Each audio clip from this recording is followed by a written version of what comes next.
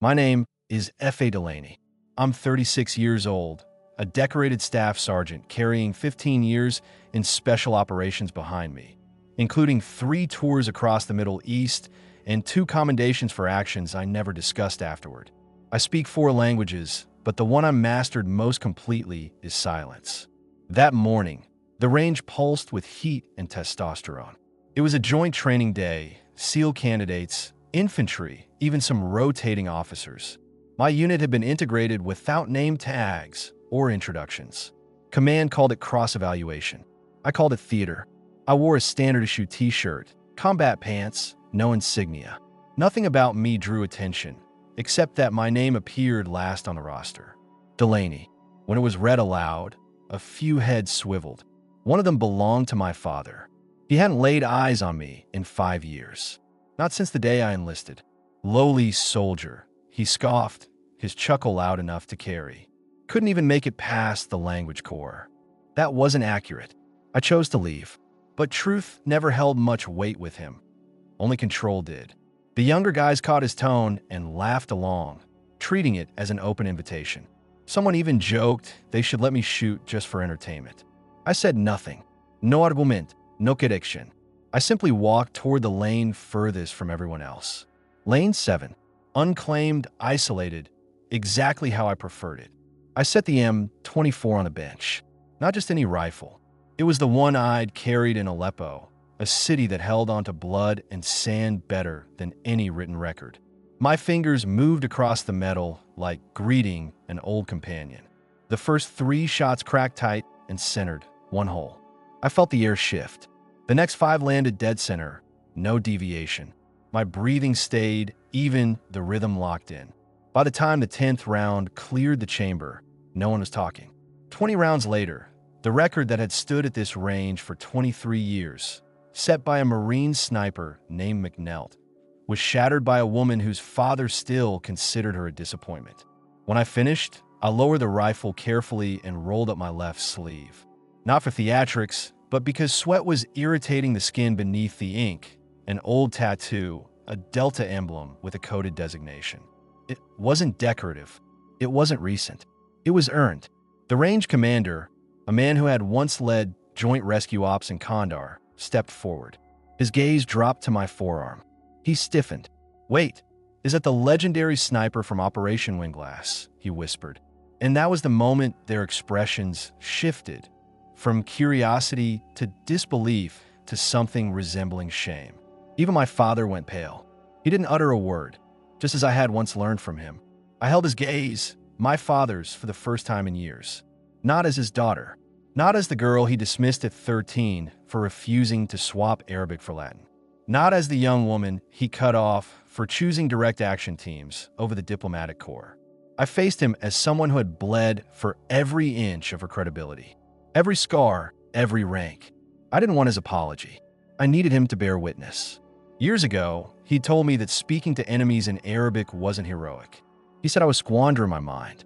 He told my brother during a rescue briefing, in front of full room, that real soldiers don't talk, they pull triggers. But I had done both.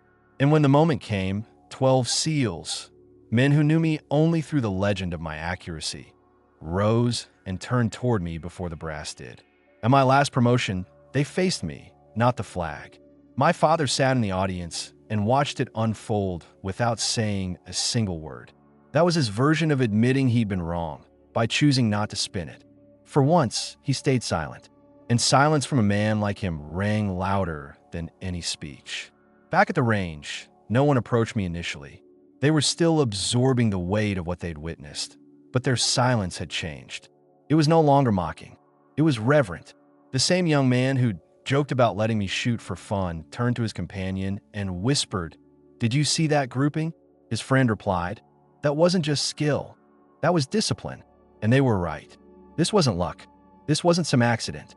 This was earned, inch by inch, failure by failure. Not in spite of the silence, but because of it. As I packed up my gear, my father finally took a few steps in my direction. He didn't say much, just one line. "Still that quiet girl, huh?" I zipped the bag shut and rose to my full height. "No," I said. "I'm the woman who made quiet speak." I walked past him then and didn't look back, because this wasn't about his shame. This was about reclaiming the lane where I'd once been told I had no place.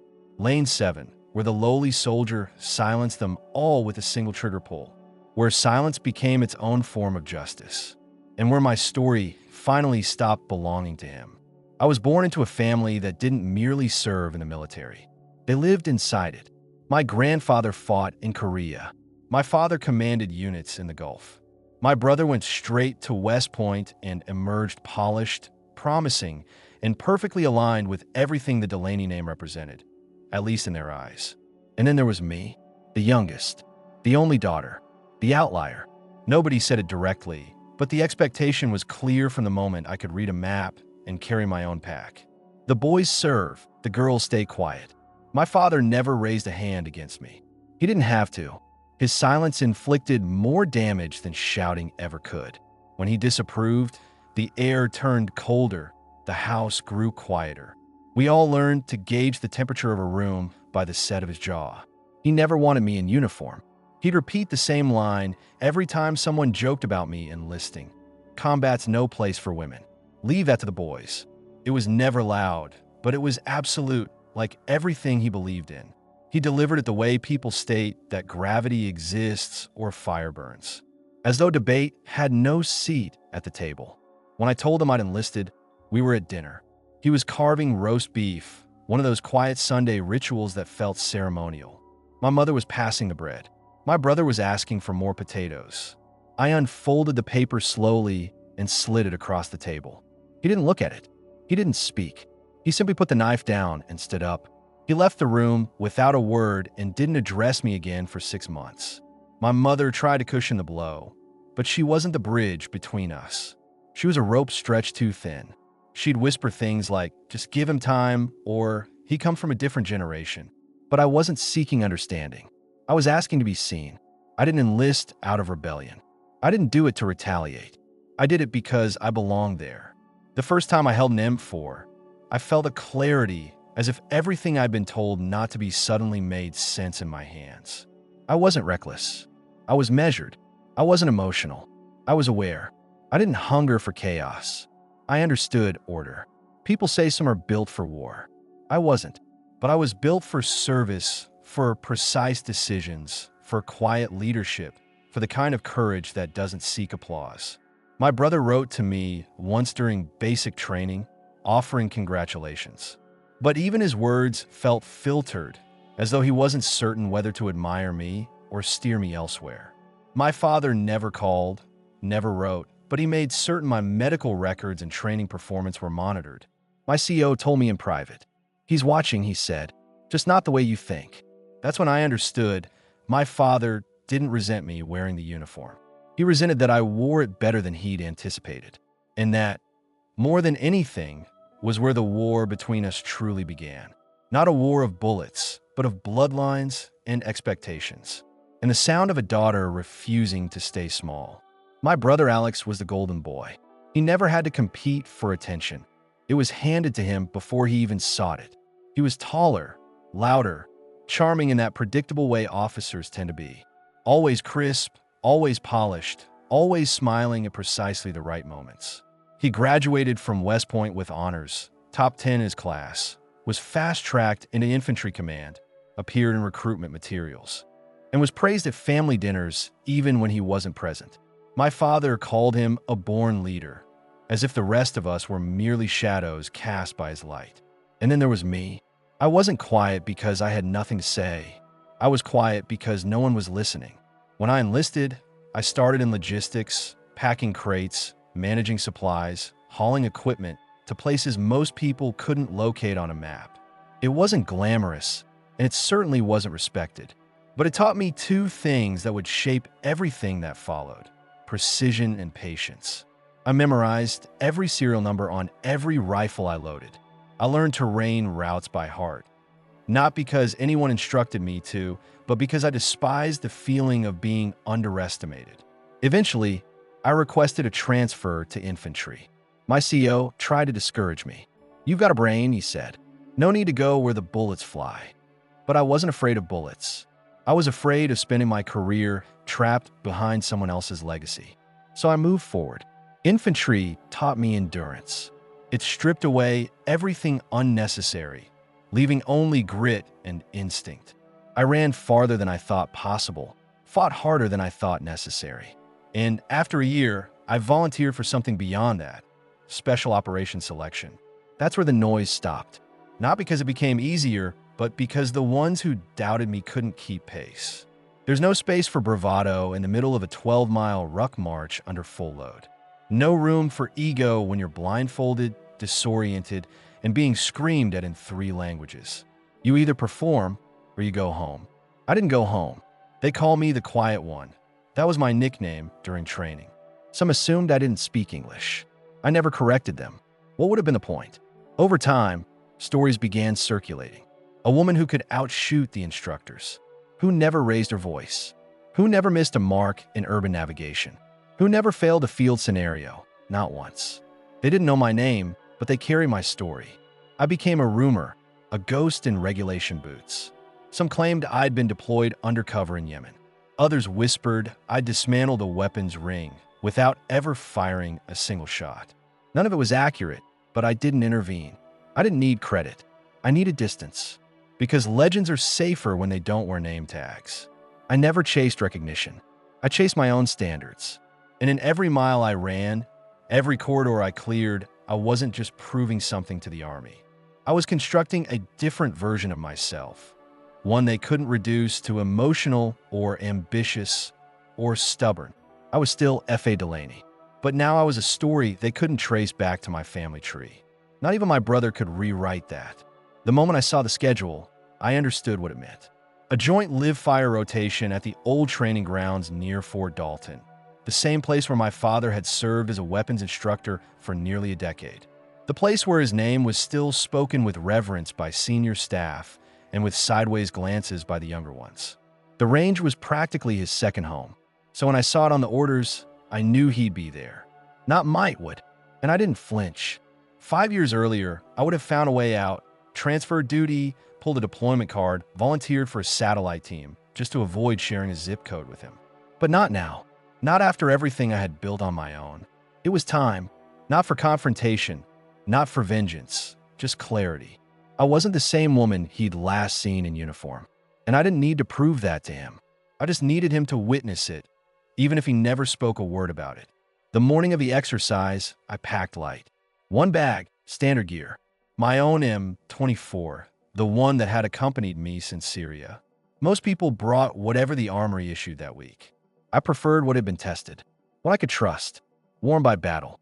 I rolled my left sleeve up just enough to let the tattoo breathe. I wasn't hiding it anymore. Not out of pride, but ownership. That tattoo had been earned, not given, not inherited. A symbol pressed into skin through sweat and silence following 19 days in the field without radio contact. Guiding civilians through enemy terrain under sniper cover, I had to provide alone. No ceremony, just a needle and a corporal who owed me his life. The drive to Fort Dalton was quiet. Familiar terrain rolled past the window. Pine trees, gravel roads, chain-link fences lined with weathered flags. I remembered walking here as a child, trailing behind my father on family days, pretending the firing lines were secret missions and the echoing shots formed part of some heroic orchestration. Back then, I thought he was untouchable. Now I understood he was simply loud. The real power belonged to those who had no need to shout. When I arrived, the other units were already forming up. SEAL candidates, Army Rangers, a few logistics teams assigned to observe. Nobody knew me. That was the point. My name was still on the official roster, but no rank was listed. I'd made certain of that. Let the assumptions come first. Let them settle. Then I'd speak in the only language that mattered. Groupings and glass breaks. I checked in at the registration table, signed a clipboard with a pen that skipped twice, then handed over my ID without a word. The staff sergeant nodded and directed me to lane assignments. Lane 7. Far end. Quiet. Away from the chatter, the Bluetooth speakers, and the egos. Perfect. As I made my way across the lot, I caught a glimpse of him, my father, standing with a group of instructors near the center lanes, clipboard in hand, still wearing that hat he never removed. Still leaning on his right leg, as if his left knee carried a ghost. He didn't see me. Not yet. But I saw him. And for the first time in my adult life, I didn't brace for impact. I walked right past him, head held high. Not as his daughter, but as a soldier who no longer needed permission to occupy space. I saw him before he noticed me. My father hadn't changed much. His hair had gone almost entirely gray, but it was still cropped short in the same rigid military style he'd maintained throughout my entire childhood. His posture was straight, almost aggressive, as though relaxing would betray something essential in him. Even off duty, he stood like a man conducting a battalion review. He was positioned near the central control tower alongside 3 other instructors, arms folded, clipboard pressed to his chest.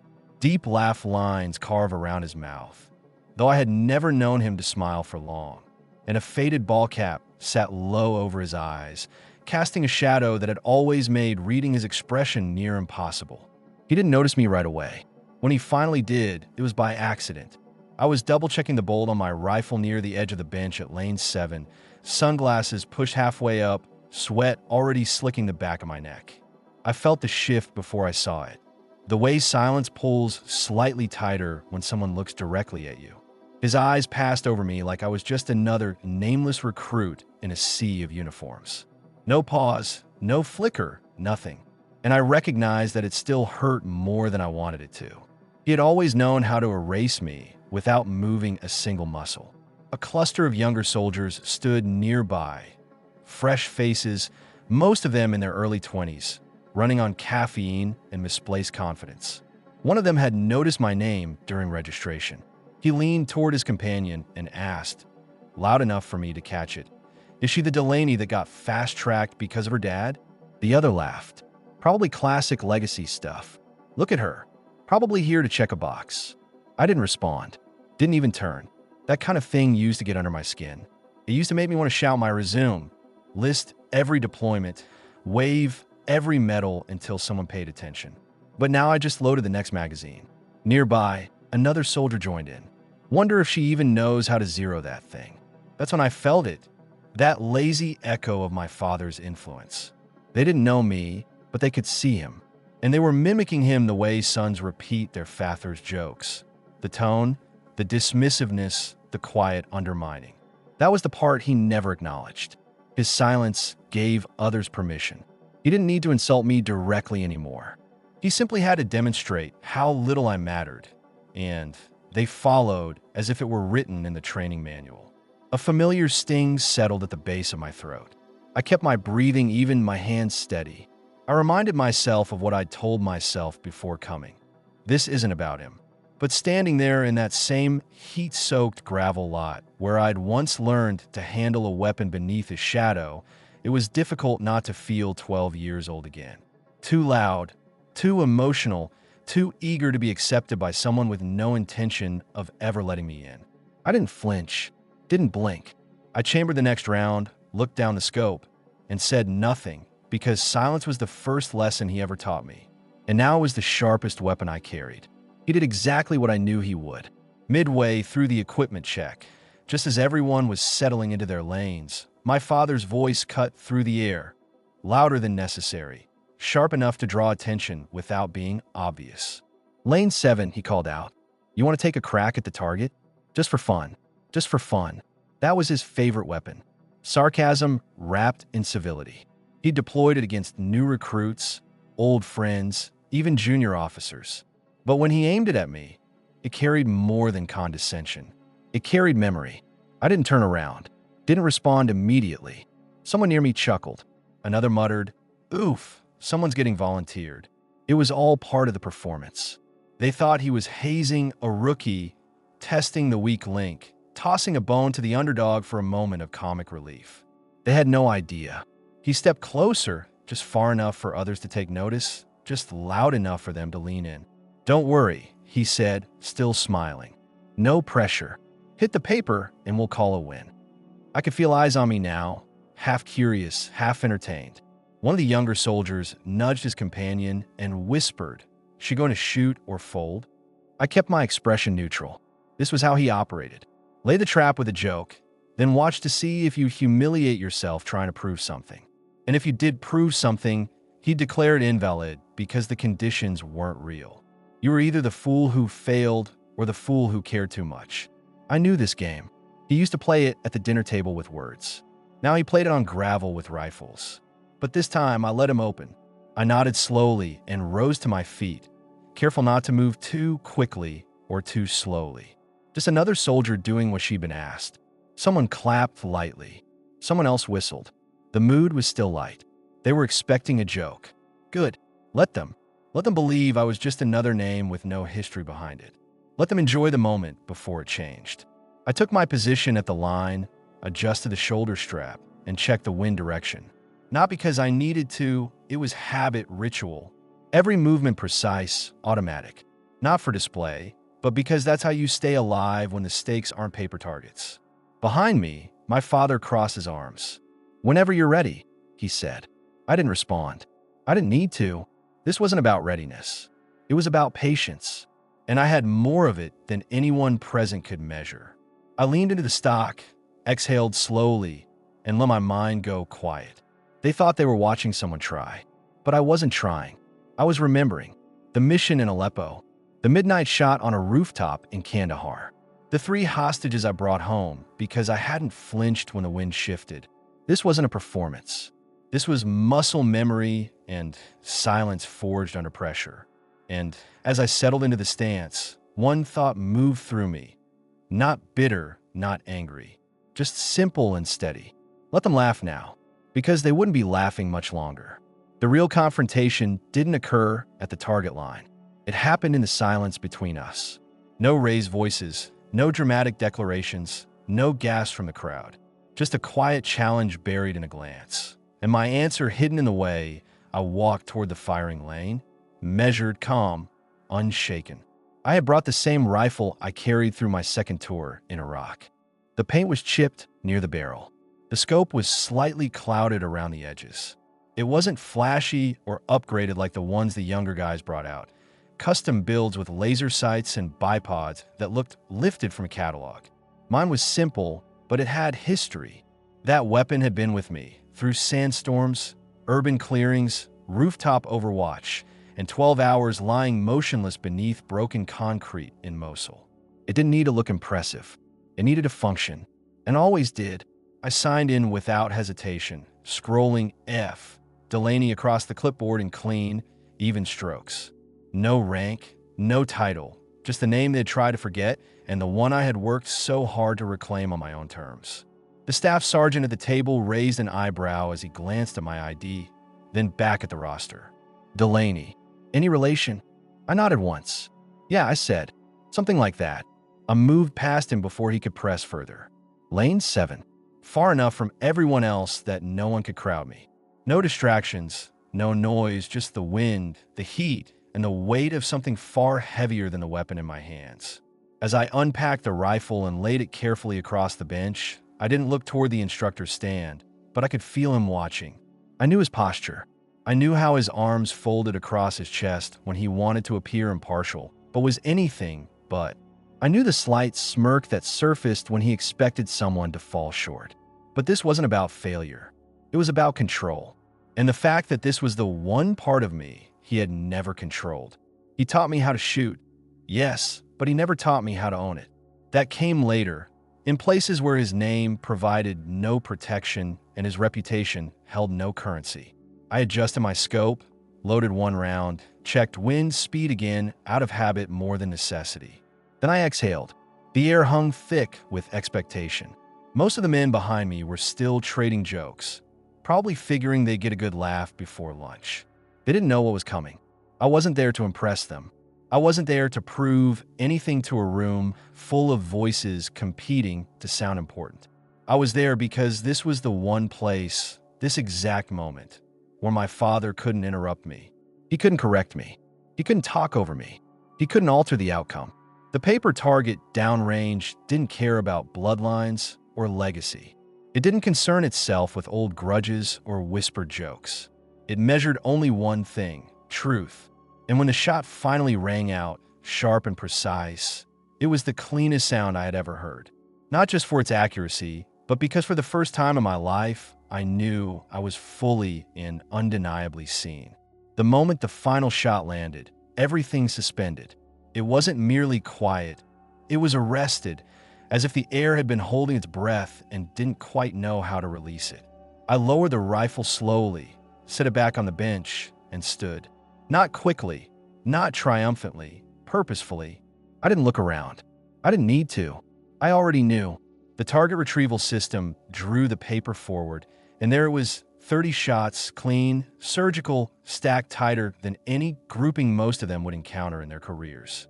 The center had been obliterated. Nothing remained of the bullseye but shredded fiber. Someone released a soft curse beneath their breath. Then another voice, younger, broke with a half laugh, half disbelief. Did she just beat McNeld's record? No one answered, because the truth was hanging too heavily in the air to leave room for humor. I stepped back from the line, peeled off my gloves, and rolled up my left sleeve, not deliberately, not dramatically, just enough to let my skin breathe. The heat had intensified, and the sweat along my forearm clung to the ink the way it always did. And that's when I felt it, eyes locking onto me. Not casual, not curious. Aware. A man stepped forward from the shaded group near the tower, older, silver-haired, still fit in that slow-burning way. His uniform was sharp. Rank bars caught faint glints of light. He wasn't just anyone. You could tell by the way others instinctively shifted when he moved. Colonel Braddock. I hadn't seen him in years, but I recognized his gait instantly. He didn't walk toward me so much as drift, focused, deliberate. His gaze fell to my arm and froze. He stared a second too long. Not because he didn't recognize it, but because he did. The ink on my skin wasn't decorative. It wasn't new. It wasn't meant to be admired. It was the Recon Delta sniper insignia. Hand-inked, not machine-applied.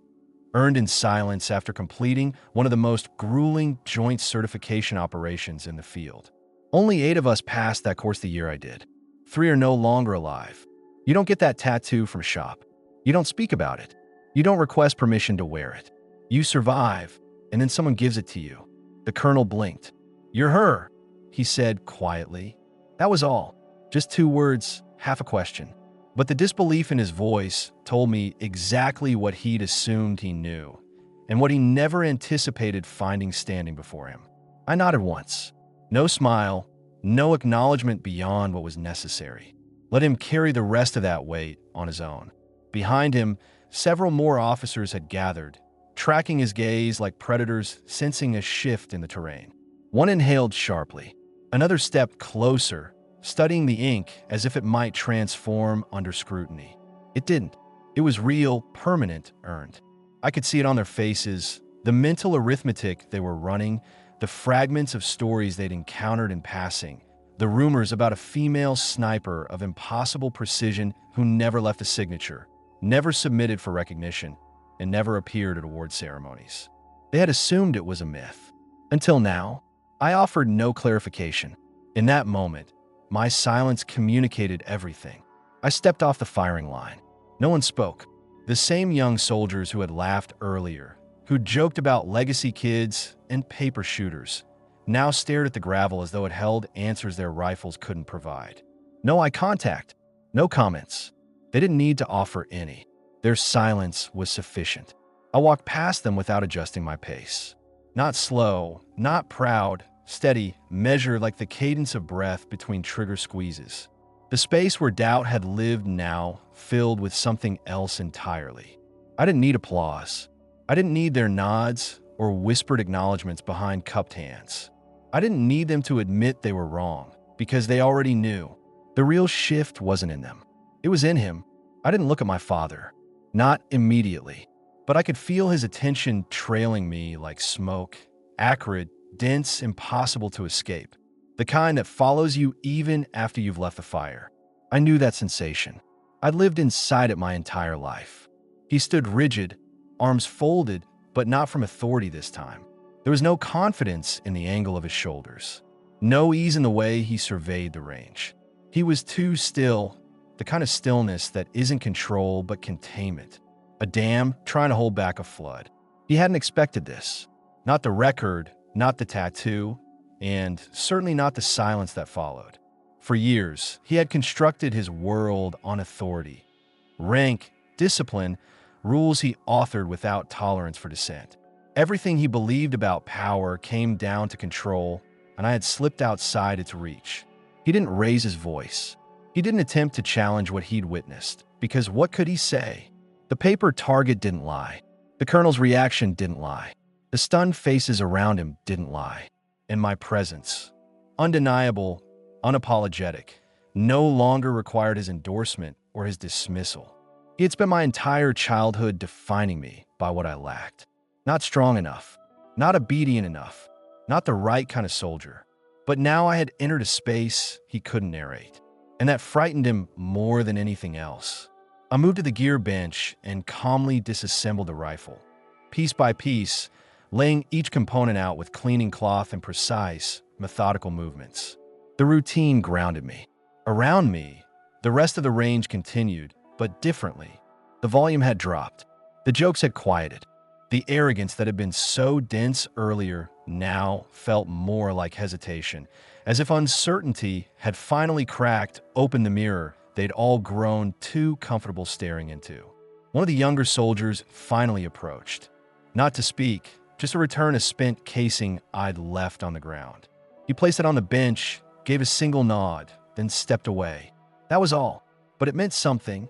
Still, I didn't smile back, didn't respond. Not because I was indifferent to the gesture, but because I didn't require his validation either.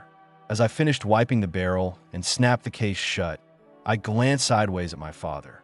He was still watching, still silent. But this time, it wasn't a weapon. It was witness. For the first time, the silence wasn't his instrument. It was mine, because now he couldn't shape who I had become, and he couldn't claim credit for it either. The whispers started small, like wind threading through tall grass, but they spread rapidly. Someone near the back of the line drew out a phone. I heard the soft rhythm of fingers moving across glass, someone typing into a search bar, not even bothering to be discreet. Another soldier leaned in and muttered, "Dude, just Google it. Female sniper, no public record. There's got to be something." They weren't wrong. There was something, just not much because that's how it was designed. A few years back, someone online had assembled fragments of reports, deployment rosters, mission commendations that withheld names. They'd called it the Ghost Woman, a sniper in Recon Delta with no official photograph, no interviews, no ceremony footage. Just a trail of references in redacted after-action memos and a blurred frame from a grainy drone clip. Most had assumed it was fabricated, a narrative someone constructed for clicks, until now. As their eyes shifted from their screens to me, I could see the connection forming. Same build, same rifle, same tattoo. I sat at the edge of the bench, arms resting loosely across my legs. The heat had climbed quickly. Texas sun never asked for consent, so I rolled both sleeves up to the shoulder, not to make a statement, not to posture, just to breathe. But the moment the ink fully appeared, the range settled into a different quality of silence, weighted with recognition. It wasn't just the soldiers watching now. A group of officers near the tower had begun drifting closer, their voices low and clipped. Then, unexpectedly, one broke from the formation. She wasn't in standard fatigues. Her name plate wasn't visible. Her movements were confident without being commanding. She moved like someone accustomed to watching others very carefully. I recognized that posture. She stopped a few feet in front of me. "Delaney," she said, not a question. Her voice was flat, but not unfriendly. I looked up and met her eyes. Recognition passed between us like a current. I knew her now. Captain Iris Monroe, Counterintelligence. We had worked together years before on an embedded inquiry into a stolen arms pipeline routed through southern Syria. She had been sharp, uncompromising, and buried so deep beneath clearance levels that even her coffee orders were probably classified. I said nothing. She didn't need me to. Her eyes moved to the tattoo on my arm. You never debriefed out. Not an accusation, an observation. The kind only someone in her position would dare to voice aloud. I gave a slow nod. "Didn't need to," I replied. She tilted her head slightly, as if a smirk wanted to surface but thought better of it. Around us, the murmur intensified. Those who hadn't yet made the connection were receiving it secondhand. Monroe's presence alone confirmed what had previously been speculation. I wasn't simply a soldier. I was connected to something else, the kind of work no one boasts about, the kind that doesn't show up in award ceremonies, the kind that catches people lying in places where paper trails run cold. One of the younger staff sergeants edged closer, clearly trying to listen without appearing to. He pretended to check the target retrieval line, but his eyes were fixed on me. I remained still, offered nothing, just sat in the heat, letting the truth settle. Because when you've been part of an investigation that peeled back layers of corruption within your own ranks, you learn quickly. Words are instruments. Silence is a weapon. And right now, silence was performing the task more effectively than any report I could have drafted. Captain Monroe took one last look at my arm, then stepped back and dissolved into the background like smoke carried off by wind. As quickly as she had arrived, she was gone. But the echo of that exchange remained. They all saw it. They all understood. I hadn't simply broken a shooting record. I had walked into this place wearing history they'd only encountered in briefings, then confirmed it with a breath, a scar, and a glance. Suddenly, no one was wondering who I was. They were wondering what else I knew. The truth is, I didn't come to that shooting range merely to settle a personal score. I came because 2 years earlier, I had stumbled into something that began as a whisper and grew into a wildfire. It started with a discrepancy. A single soldier on our deployment rotation who had been cleared through a specialized urban warfare course I knew he'd never attended. The certificate was authentic. The course completion number was authentic. But he had never appeared on the roster. I verified it myself. At first, I assumed it was a clerical error. Maybe someone cut corners. Maybe an admin sergeant filled a quota without confirming names. It happens not often, but it does. But then it happened again and again. 3 soldiers, then 5, then 8, spread across different units, but all sharing the same stamp, certified through a training detachment housed under the Fort Dalton Regional umbrella, a place I hadn't thought about in years, until I remembered it was his old post. My father had served there as a senior advisor for a long stretch after retiring from field duty. Technically just a consultant, but anyone who understood how those systems operated knew that consultants carried more weight than most captains. They weren't bound by promotion chains. They had history, respect, influence, and they knew where to apply quiet pressure. I didn't want to believe it. I told myself it was coincidence, that someone else was exploiting his network, that maybe he was unaware. But the deeper I looked, the harder it became to sustain that version of him. The forged records weren't subtle. They were confident, systematic, constructed on the assumption that no one would double-check, that no one would question a signature on a completed course, especially not one carrying the Delaney name. So I began documenting, not as a daughter, but as an operative. I embedded quietly with CID's internal audit team. Off the books, unofficial, technically without authorization.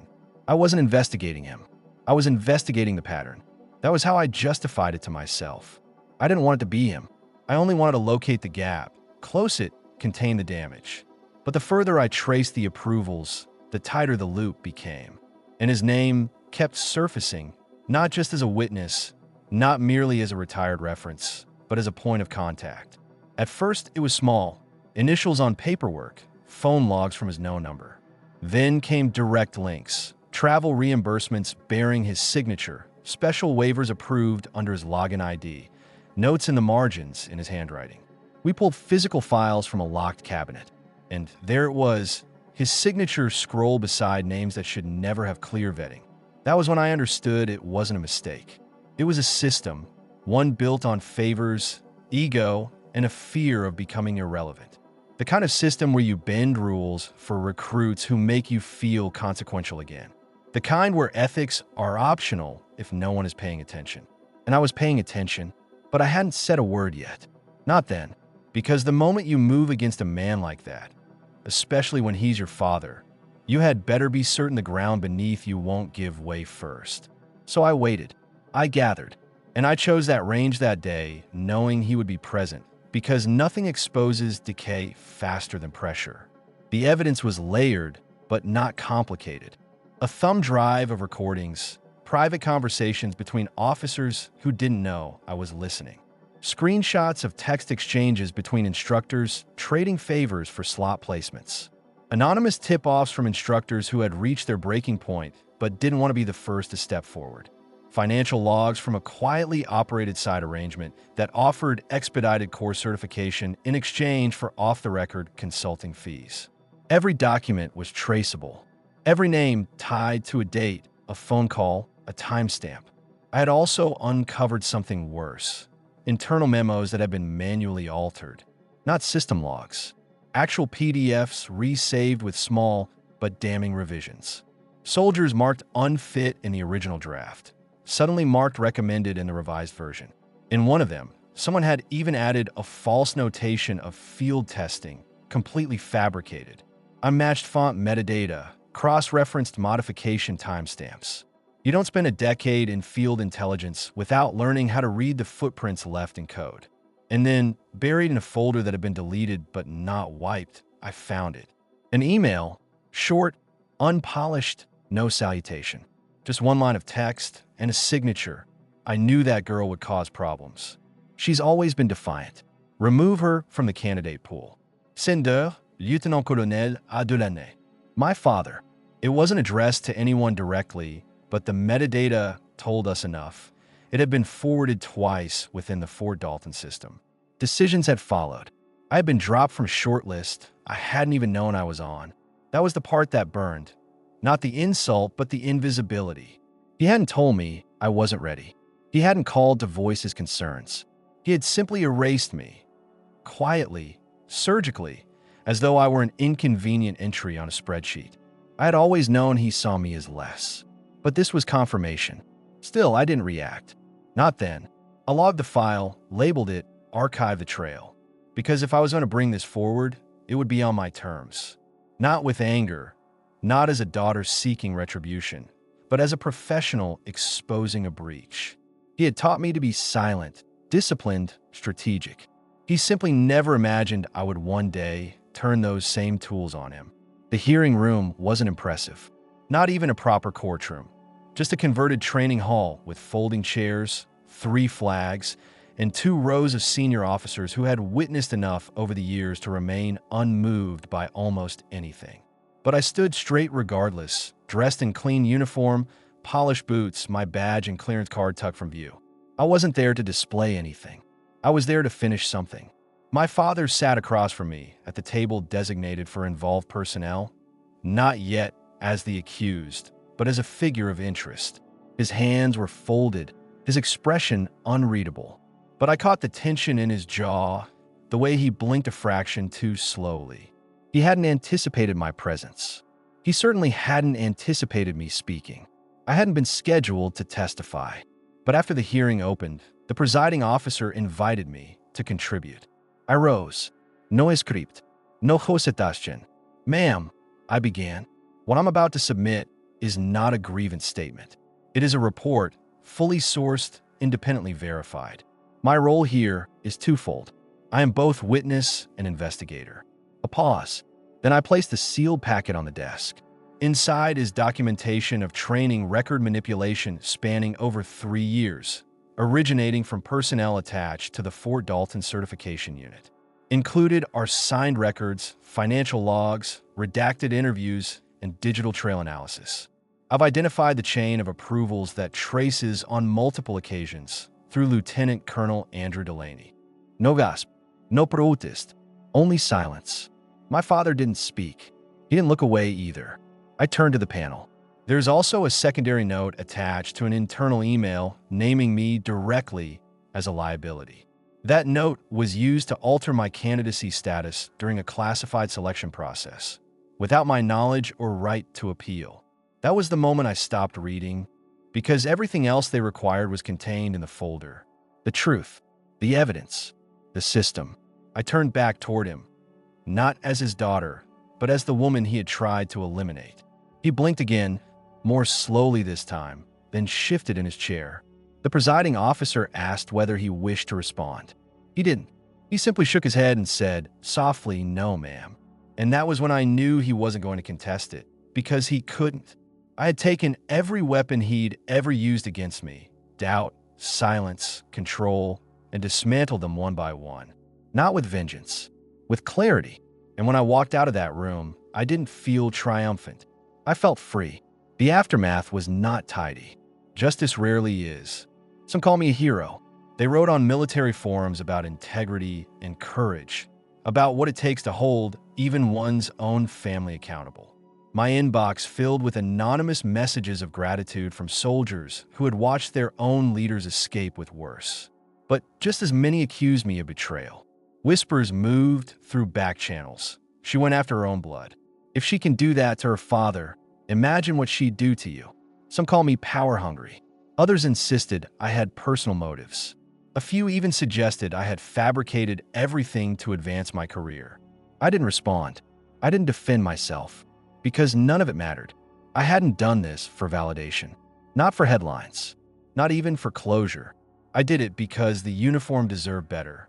Because the soldiers who show up every day and do the difficult, unglamorous work, the quiet ones, the overlooked ones, the ones who never advance for smiling at the right person in the right room, they deserve to know the system hasn't been entirely purchased. I did it because I love the Army. Not the politics, not the hierarchy, not the mythology. The work. And if protecting that meant exposing my father, then that was the cost. A week after the hearing, my phone rang. I almost didn't answer. Unknown number, no voicemail. I let it ring once, twice. Something in me tightened. Then I picked up. Hello. A pause. Then a voice I hadn't heard in 4 years. Tired, low, its edges worn smooth. Is this Faye? I went still. It wasn't a question. It was the tone. It's me, I said. Another pause. Why'd you do it? His voice broke slightly. Why'd you do that to me? Not accusatory. Not angry, confused, like a man unable to determine when the house he built had stopped belonging to him. I sat with it for a long moment before answering. I didn't do it to you, I said quietly. I did it because of you. What the hell does that mean? I breathed through it. It means I did it to stop the kind of leadership that corrupts the system you once told me to respect. Another silence, then the faintest exhale, part sigh, part surrender. You always were defiant, he muttered. I could have argued, could have reminded him that defiance is sometimes the only way to remain whole. But I didn't. I let him sit with it. He didn't say goodbye. He didn't hang up. He just went quiet. Then the line went dead. 2 weeks passed before anything else arrived. I wasn't expecting an update. The tribunal process moves slowly, especially when prominent names are involved. Then the envelope came, hand-delivered through internal military couriers, stamped with the seal of the Judge Advocate General's office. Inside was a statement from him, typed, signed, dated. A formal admission of responsibility, not merely for the forged certifications, but for orchestrating the system surrounding them. Coaching junior officers to overlook red flags, approving rosters he knew were inaccurate, leveraging his name to secure placements he claimed served the Army's best interests. It wasn't a plea arrangement. It was a confession. Attached was a personal request that his actions not bring career-ending consequences to the junior officers involved. They follow my lead, he wrote. If there is guilt, it is mine. It was unexpected. Not just the honesty, but the register. He didn't rationalize. He didn't redistribute blame. He simply acknowledged it, line by line, without qualification. It read like a man finally willing to stop propping up the walls with excuses. That should have been enough. But then there was the letter, folded in half, handwritten, brief. 3 sentences. I used to think you were soft, that you didn't have what it took. I was wrong. That was it. No greeting, no sign-off. Just those words. 3 lines that landed harder than every year of silence combined. Every cold look, every undermining remark he'd ever directed my way. He had never written to me before. Not like that. Growing up, the only words I received from him were corrections, warnings, orders. Whatever praise existed came indirectly, meant for someone else's ears, or wrapped in sarcasm so dense you could never be certain it was real. But this was unambiguous, and I understood it had cost him something to set it down. Still, I didn't know what to do with it. I held the page for hours, reread it 10 times, folded and unfolded it until the creases softened the ink. I didn't weep. I didn't press it to my chest like some recovered keepsake. But I didn't discard it either. Because whether I wanted to or not, those words carried weight. They didn't repair what had broken, but they confirmed that something had broken. And from someone like him, that acknowledgement was more than I had ever anticipated. I never replied. Not to the letter, not to its message. Not even when he called again, twice, leaving voicemails that opened with silence and ended with breath. I wasn't ignoring him out of spite. I simply didn't know what to say, because by the time the words might have formed, the damage had already settled into its final shape. It was no longer about revenge. It wasn't even entirely about justice anymore. It was about reckoning with who he had been, with who I had become, and with the distance between us that had never been crossable. Some nights, I would unfold the letter again, those 3 lines, and wonder what kind of man he might have been if he hadn't been so afraid of softness. If he hadn't taught me that silence was safer than honesty. If he hadn't worked so hard to control everything that he forgot how to simply witness it. I didn't hate him. I never had. Even at my most enraged, I had only ever wanted him to see me. Not as a soldier, not as a daughter, but as a person. Someone who existed outside his shadow. Someone who could choose what was right over what was convenient, even when it cost something. And perhaps writing that letter was his way of saying that, finally, he had. Still, I didn't seek reunion. I didn't need an embrace or a conversation where we pretended that years of damage could be undone with a handful of well-chosen words. I just needed him to carry his own accountability. And it seems he did. The court stripped his advisory role. He forfeited the honors once whispered about at family gatherings. His face stopped appearing in army materials. He faded quietly, almost fittingly, into the background. But I stayed, and I kept working, because there are always more battles ahead. Not the kind involving rifles or medals. The kind where you enter rooms that want you diminished and remain standing anyway. I kept the letter in a small wooden box at the back of my closet. I never showed it to anyone. Never mentioned it aloud, but I never forgot it either, because sometimes the most powerful form of reclamation isn't destruction. It's dignity, and the grace to walk away before the other person is prepared to admit they were wrong. I returned to the range months later, not as a competitor, not as a record holder, but as something different altogether. The same gravel pressed under my boots, the same heat settled against my skin. Nothing visible had changed, and yet everything had shifted. The old voices were quieter, the doubts smaller. I didn't arrive looking for a confrontation. I arrived with purpose. Lane 7 was open. It seemed to always be. Some places hold their own memory. That stretch of concrete and weathered wood had watched me fracture, hold firm, and finally stand without flinching. It had become more than a lane. It was a threshold. This time, I brought no scope, just a clipboard, a training manual, and a set of eyes that had seen too much to be moved by noise. A group of young soldiers stood near the perimeter. Mostly new faces, a few with ribbons still crisp from a recent ceremony, eager and restless. The kind of posture that signals a desire to learn, but too much pride to ask. One of them, a private, couldn't have been more than 20, approached cautiously. His steps were careful, respectful. He looked like someone who had heard 100 versions of a story and had finally encountered the person who could confirm whether it was real. He cleared his throat. "Ma'am, are you the sniper from those Delta stories?" I let the question settle for a moment. Not for effect, just to weigh it properly. I looked at him, really looked. He wasn't mocking. He wasn't chasing legend. He wanted to know. I offered a quiet smile. "No," I said.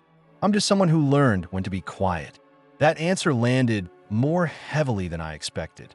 He nodded, almost reverently, as though it explained more than any story ever had. Maybe it did. They didn't need a hero. They needed an example. Something real, tangible. A reminder that composure can win the war, that self-restraint isn't weakness, and that there is genuine strength in refusing to perform. I didn't bring medals. I didn't display rank. My nameplate was tucked in my bag. I no longer needed it to speak on my behalf. The range sergeant waved me over. "Class is yours," he said simply, then stepped aside. I took my position, Not lane 7, but beside it. Because I wasn't there to shoot. I was there to instruct. They asked me how to hold the rifle. I taught them how to breathe. Inhale for 4, exhale for 6. Control isn't confined to the hand on the trigger. It lives in the mind behind the sight. Anyone can pull. Not everyone can wait. They asked how to select a target. I showed them how to observe. Don't rush. Don't blink. Don't allow adrenaline to author your decisions. You read wind, distance, heat shimmer. You listen for what isn't spoken. You see the terrain not for its threat, but for its rhythm. The ground communicates if you know how to read it. They asked how to perform under pressure. I taught them how to remain still inside chaos, how to prevent their thoughts from consuming their vision, how to distinguish fear from instinct, how to let reason speak louder than panic. You don't train to eliminate fear. You train to keep moving despite it. I didn't speak about glory. I didn't share war stories. That wasn't what they needed. They needed truth, the kind that exists between victories, the kind that endures through failure, the kind that stays when the applause ends. At one point, one of the soldiers, quiet kid, excellent balance, even better timing, asked what my call sign used to be. I paused, then replied, didn't have one, didn't need it. He laughed. That's the most badass thing I've ever heard. I smiled, just slightly, and we returned to drills. The day ended the way most do, dusty boots, aching shoulders, sunburned necks. But as they packed up, I noticed something shift in their posture. Less bravado, more tension. Less noise, as if the lesson had taken root somewhere below technique, as if something essential had stayed. I walked back to lane 7 alone. No one followed. They didn't need to. I reached into my bag and drew out a small metal plaque. Not official, just something I'd had made months earlier but never found the right moment to place.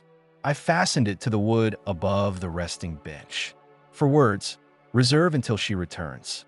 I didn't need them to know it was about me, but I needed to know I'd left something behind. Not for recognition, for legacy. The kind that teaches you how to aim without hatred, how to endure without applause, how to stand in the storm without asking it to cease, and maybe how to leave when the work is finished. They asked me once why I never became an official instructor.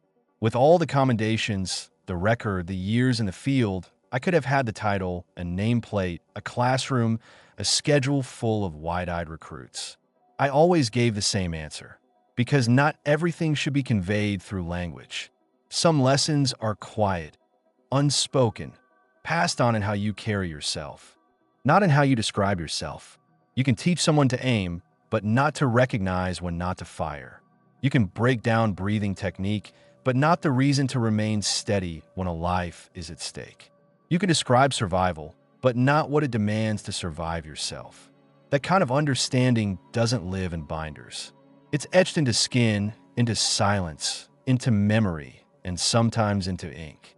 The tattoo on my arm had begun to fade, its edges softened by years of sun and dust.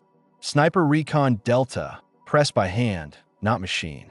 Earned through a gauntlet where no medal was promised and no name was ever disclosed. It wasn't beautiful. It wasn't designed to impress. It was meant to remember. I relinquished it one afternoon, not with regret, but with respect, alongside the rifle that had traveled with me across more maps than I could count.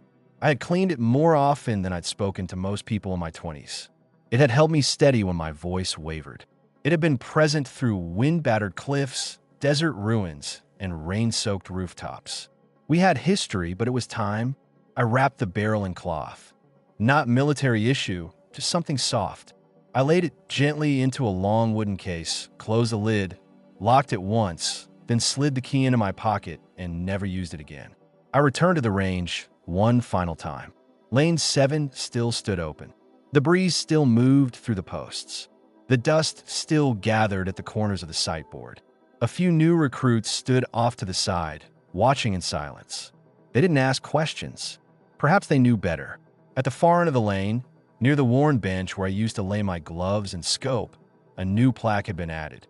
Small, dark, engraved in clean lettering, reserved for Sergeant F. Delaney, until she says otherwise. No flowers, no ceremony, just space. Space that held the memory of what I had given. Space that required no monument to honor a ghost. They didn't close the lane. That would have been too final, too audible.